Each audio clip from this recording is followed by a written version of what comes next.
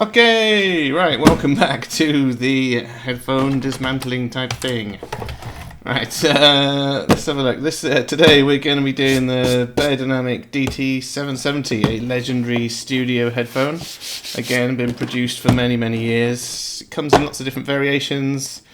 So you've got one specifically for drummers. This is 32 ohm, which is more for kind of portable use. They've got an 80 ohm, a 250 ohm. I think you can get a 600 ohm as well if you hunt really carefully. A lot of Beyerdynamic headphones are based on the same kind of platform. So you've also got the DT990, which is the open back version. And they will be built in exactly the same way. So if you've got to pull apart a pair of DT990s, this will be exactly the same method. They have updated the design sort of in the past 4 or 5 years, so if you've got a very old pair it will look slightly different to this inside, but I'll try and go through any differences that you might see. The technique is pretty much the same, but you've got to be a bit more careful on the older ones because they are easier to break once you pull them apart. Okie pokey. Right, what have we got? So as you can see, classic bit of industrial design there. You've got metal, pressed metal yokes that hold it all together, spring steel headband. And again, like on the Sennheiser HC25, every part of this is user replaceable. You can contact Beyerdynamic and they can sell you new yokes, new ear cups, new pads, every part of it pretty much. You can just buy and replace, and it is designed to be serviceable. So there's going to be no booby traps or anything like that in there. It's all going to come apart nicely and go back together without you breaking anything. That's why I really like this kind of thing. So they're not pretty, but you buy a pair and that's it. You're set for life. They're going to last a very long time. Okay, so we're going to start off with the nice easy one. We're going to remove the head pad. You can, again, interchange the head pads with other models. So if you fancy something a bit more colourful, Beyerdynamic do the Beyerdynamic Custom 1 Pro, which takes the same headband and you've got different coloured pads, and they will fit on the DT770 and 990. Right, so that's that part removed. The ear pads on these, they're a synthetic leather. On most of the other DT770s, they'll normally come with velour, so these ones are designed to block, as I said, these are designed for portable use, so the synthetic leather blocks out more of the outside noise, so you can hear what's going on. One interesting thing from a design point of view, Beyerdynamic are very into tuning their sound with the pads. You'll find that every different model has a slightly different arrangement of holes and things in the pad, or it's made of a different material, different thicknesses, and this will all tune the sound.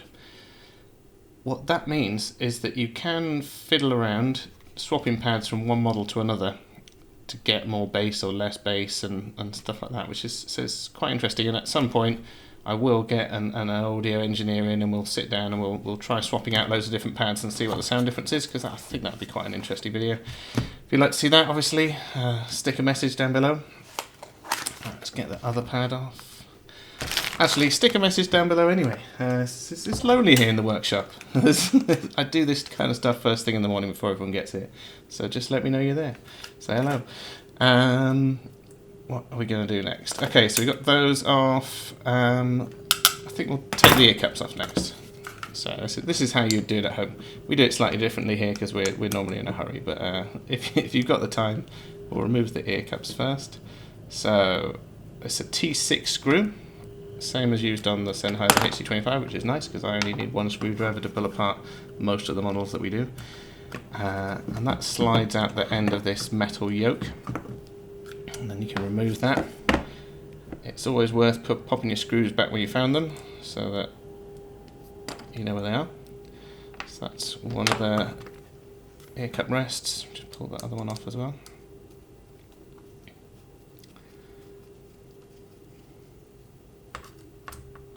There we go.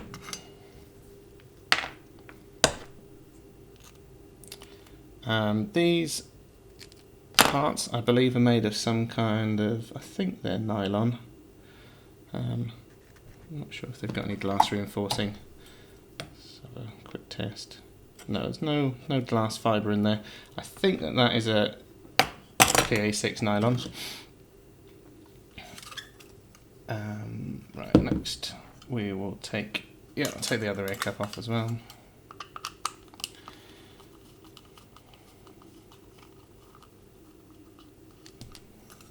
Yeah, if you look at the Beyerdynamic models, most of them are built of pretty much the same size parts, so you can mix and match parts. If you wanted some shiny yolks, you could get those off an 880 or a Custom One Pro. Beyerdynamic also do a manufacturer service. If you go on their website, you can actually spec out a pair of headphones with all different coloured parts and stuff, and they'll custom build it for you. All of these, as far as I'm aware, are built by hand in Germany, which is why they're nice and easy to pull apart, because they're built by people and people can pull them apart nice and easily. Okay, so we've got that, and we'll just finish off doing the headband while we're here. So these screws in here are a nice chunky T10, because you're going to have quite a lot of force on that, especially if you like wheel across the floor and forget to unplug the cable and these get a bit yanked on. There's going to be quite a lot of force, so they've put quite beefy screws in here. Yeah, there's not many headphones that have got screws that big, kind of holding the hinges together. So they clearly want them to last. But again, if you do snap a hinge, you can just buy a replacement part, which is nice. So this is made up of 3 main parts. You've got the outer cover here, this bit where it says made in Germany or left, and then you've got this part which has got the actual clicking mechanism. Now then, on these ones, the DT770 Pro, it's just a little plastic clip, and these can wear over time. So as you can see, you've got small dots pressed into the metal here, and that clicks against a little plastic spring in there. But as it's plastic and this is metal, eventually this part can start to wear down. It's not a major issue, it just doesn't click as firmly, and you can replace that. But on some of the higher models, you've actually got a little metal ball bearing in there, so it does last longer. So these ones are around £100. If you get up to their ones that are £200 or £300, you'll start to see you get the metal ball bearing in there. But I don't know. You can get a replacement hinge kit which comes with all these pieces, and it's quite cheap, and they'll last. I don't know. I've got a pair of Custom One Pros which have got the same hinge, and I've been wearing them every day for the past sort of 5 or 6 years, and it hasn't worn out yet. It doesn't click as firmly, but it works well enough that it doesn't really bother me. Right, so that's the other side.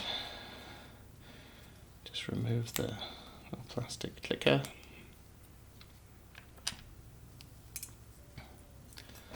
Okay, so that's your headband, and then you've got this part here which is spring steel, and again this part is shared across a lot of models in the Beyerdynamic range, which reduces complexity and scarcity, that kind of stuff. If you want a part, it's because they all share the parts. Beyerdynamic can keep a good stock of these, and it's always easy to get hold of parts, even for really old models. If you've got stuff right back from the 80s, still going to have pretty much the same parts, which are normally interchangeable. So it's really good for keeping them going for years and years and years. You can nearly always get the parts that you need, because the new models have the same size parts. Like, they might change the moulding slightly, but most of the parts are interchangeable between different models of a similar size. Okay, right, let's do the exciting stuff now. So we see a lot of these coming for repair where the cable has failed. That seems to be the main weak point with these. Beyerdynamic do sell replacement cables. They are user serviceable. It's not a major issue. But what seems to happen is if people twist the cable a lot, eventually it twists off in here. So I don't really blame Beyerdynamic. I think it's more the way that people are storing these. They're twisting the cable up into a little thing to stick it in a bag. Cable's getting twisted internally, and then eventually it goes. So we get a lot of people that send them in to get the cables replaced, But also, while they're here, we'll normally do like a detachable cable mod where we'll drill out a hole there, fit a socket, and then you can plug cables in and out. But if your cable has gone, we're gonna go through how that would be changed now. Oh, sorry, I forgot to show you what I was doing there. So essentially, there's a ring, a retaining ring that holds in the driver, and that is just clipped into place. There's no fasteners. And what we use, the end of a scalpel, butter knife, something like that. You don't want anything too sharp because you're going to damage the foam or whatever underneath. But you just, something blunt and wide, stick it underneath the ring, in between the driver and the ring. Give it a little bit of a twist, and that'll pop out. What you'll notice as well is that there's a key at the top here. There's a keyway there. Line those up when you put it back together. You can jam it in the wrong way round, and it just makes it a nightmare to pull apart again. And then also these casings, if you jam it in the wrong way round, you can actually expand that and cause a crack in the casing. I've seen that quite often where people have done that and they've cracked it. Again, you can buy this part, you just glue it up. That's what we do here. We just pull the crack open a little bit, get some glue in there, squeeze it back together, leave it for an hour. It's good as new. So that's the retaining ring and the little dust filter. Again, with a lot of these, they've got a dust filter and then a tissue paper cover underneath. These are partially to do with the tuning of the thing. They take out some of the very high frequencies. You can remove those and make it sound slightly brighter, and then just clip the retaining ring back in and use it like that. Okay, so to get the driver out, just give it a bit of a thump. Boop. That's it. Okay, so this is one of the newer drivers, and all of them, even the older ones, have this same part. So that's just a little ring that goes around the outside of the driver that holds a bit of cotton there, and that again is to do with tuning the sound. It stops the sound from bouncing around inside the ear cap as much. It absorbs some of that energy. It also makes a bridge between the back of the driver and the back of the ear cap, giving the driver a bit more support, which is nice. So we'll just take that off. Now then, on the newer drivers, they've got a little circuit board, little chip on the back here, which all the wires are soldered to. On the older one, you've got 3 staked on metal components, which everything is soldered to. On the new ones, easy, just unsolder it. On the older ones, you want to make sure you don't get them too hot. If the solder doesn't melt straight away, get some fresh solder on your soldering iron, obviously, before you unsolder it. Maybe a bit of flux on there, but don't overheat the older ones, because those metal parts are kind of fused into the plastic, and the plastic around them will melt, and those will come away from the driver, and you'll be in a whole world of hurt. So don't put your soldering iron on the old ones for more than a couple of seconds. If they haven't melted straight away, let them cool down, try again. So as you can see, I'm just applying a little bit of tension to the cable and then touching each solder in turn with my soldering iron, which has got some fresh solder on, and that's just melting and pulling the wire away. So that's the easiest way. You can see I'm doing it with 2 hands without using the helping hands or anything like that. Just applying a little bit of pressure and desoldering. Now then, on these latest drivers, you've actually got some printed writing on here, and you've got 0 and 1 next to the positive and the negative contacts. There was a previous version to this that still had the circuit board, and that had just a hand-drawn pen mark next to the positive one. So when you open it up, you'll see some little pen marks either on the casing or on the back here, which I like. Is, it shows a little human has been in there and tested this stuff and marked it with a pen. And again, on their more expensive ones, you'll still see it all done by hand with little pen marks inside, which is nice. But the newest DT770s and 990s is done by machine now, and it's all printed on there, which is good. So it tells you it's a 32M driver. It's got the part number, and then you've got 0 and 1 to tell you which side to solder it onto. Now then, what you'll notice is that there's let's just get that up there. So there's quite a number of different solder pads here. So this one is the negative side, and this pad, the furthest left one, and the next one in are both connected to the negative. This one's the positive, and again that one and this one are both connected to the positive. That allows you to send the signal through. So on the ground, you see they've soldered both, so you can have the ground for this one, and then you can pass through the ground to the other side, and that's why the positive isn't soldered on there. Now then, these two center ones, these are joined together, but they're not connected to either of these. And again, this is to pass through the signal to the other one, so you can have the positive signal for the right-hand driver there, coming in from the cable, and then going out to the other socket. When you reassemble these, you don't necessarily need to use these middle two. You can just join the two wires join the two wires directly. These two other solder pads right on the back here, these connect to the voice coil inside there, which is a tiny spool of wire which generates the electromagnet which moves the diaphragm. Now then, as I said, those are tiny weeny hairs, so avoid that area like the plague with the tip of your soldering iron, because if you slip off there, break one of those wires, you're gonna have a bad time. These drivers are replaceable, but you're looking at about 50 quid, so don't break it. Carefully desolder all of these, stay well clear of this area, you'll be fine. What we have noticed is that the DT770s, 990s, 880s all basically share the same driver, just with different bits stuck on the back. So this plastic area with a bit of foam in the middle, that's glued on the back of this driver, and that is there to tune the sound to work in a closed headphone. On the DT990 that will be completely open, and on the 880 that will be semi-open. It will have like a mesh over it rather than a denser foam in there. The driver's made up of this outer ring where you've got the tissue paper, and then the actual driver itself is a separate component which is clipped into that. It's clipped and hot glued. I don't need to remove that, so I'm not going to.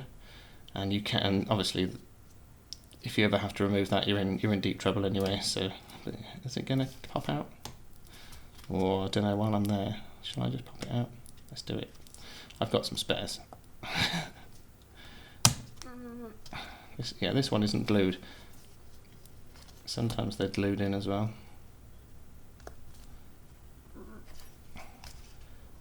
Give up your secrets. Right, we're in. Right, so there you go. So that's the outer part of the driver there. This is the inner part, and you can see the diaphragm. I don't know what that's made of. It's a weird, like slightly sticky jelly kind of substance, and it's got a texture all over it to help. It's probably something to do with helping disperse the sound in some way. So you can see the magnet in the center there, and then the diaphragm's glued on around the outside, and you've got attaching to the voice coil in there. So that when you play music, that basically just moves in and out, which is what makes the sound. You've got holes in the back there to let some of the air out, and then also a hole in the center somewhere. Yeah, so that's quite interesting. Let's just pop that back together before I break it in some way. Which way is it going to go? That way. Yeah, it's quite interesting. A lot of these have got hot glue holding them together, which is why I wasn't going to pull it apart. You have to heat it up and stuff. So I'm going to go back in. Come on, you can do it. There we go. That's back in one piece. Okay, sorry, that took a long time. Okay, right. So now we're inside. So we've got the three wires coming through from the cable. You can also see some Kevlar reinforcement down there, which helps stop it from being yanked. So it's not the cables being pulled out with the broken cables. It's that they're twisted to death. That's basically what happens. So don't twist your cable. Everything will be right. So you've got 3 wires, right, left and ground. What I like, which is a nice touch which you don't see in a lot of cables, is that the ground wire is actually thicker, because if you think about it, it's carrying twice as much as the positive ones, because it's returning from both. So having a thicker ground wire, it makes sense. I haven't seen that before, and it's a good idea. Again, Beyerdynamic have changed the way the cable worked a couple of times, but I think certainly for the past 5 or 6 years they've been pretty similar to this, with a metal removable clip. So what you need to do is pull this clip up, and that releases the cable. It's like a little bit of stainless steel there, stainless steel.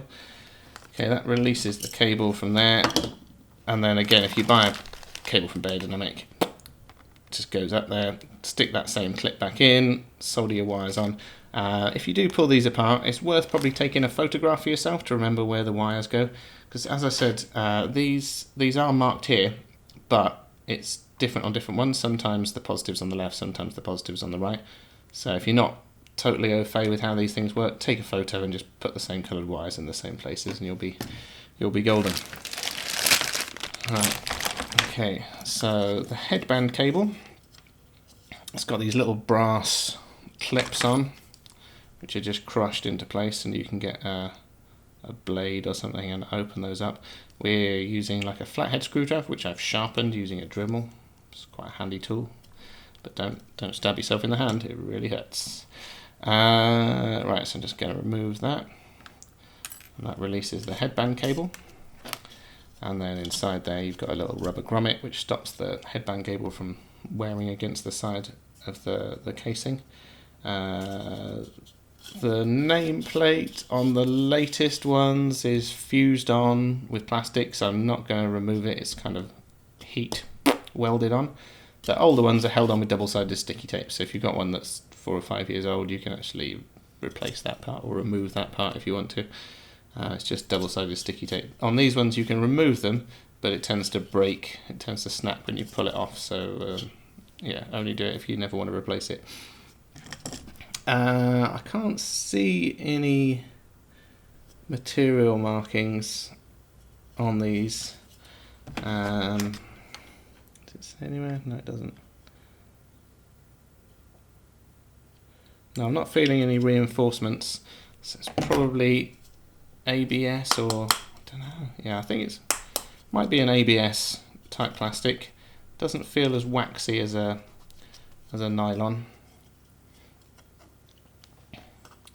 Okay, right, we're nearly there. Let's just rinse and repeat. So I don't know, you've seen this before. We can smash through this quite quickly. Okay, so remove the retaining ring, remove the dust cover, boop. Pop the driver out, remove that. There's the little felt piece, which is stapled. Yeah, there you go. See, another human thing there. It's not straight. Some German dudes or lady has stapled that together lovingly and stuck it over this this ring, which looks like it could be some kind of comb filter or something. I don't know. And then again, we've got just the 2 wires on this side because it's not joining through. They've chosen to use the 2 inner ones. Sometimes they use the outer ones. I think it depends who builds them. You get to see that they're all built by different people. They've all got their own little signature way of doing it. Sorry, my soldering iron's not hot enough yet. So anyway, so we've basically been through this. I'm going to finish this off now. But yeah, if you've got any questions, just let me know.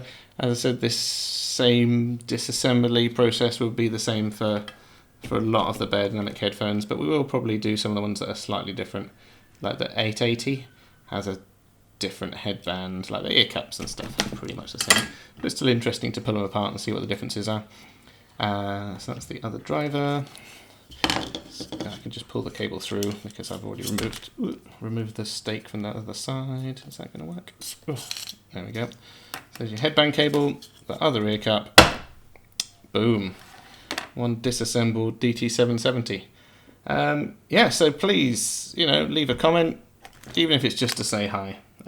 Leave a comment if you fancy subscribing. I'm going to be putting some more stuff for this part, and I don't know, everyone seems to be well into getting subscribers at the moment, so yeah, subscribe if you fancy it. If not, just leave a comment, leave a like, whatever. Let me know. Alright, cool.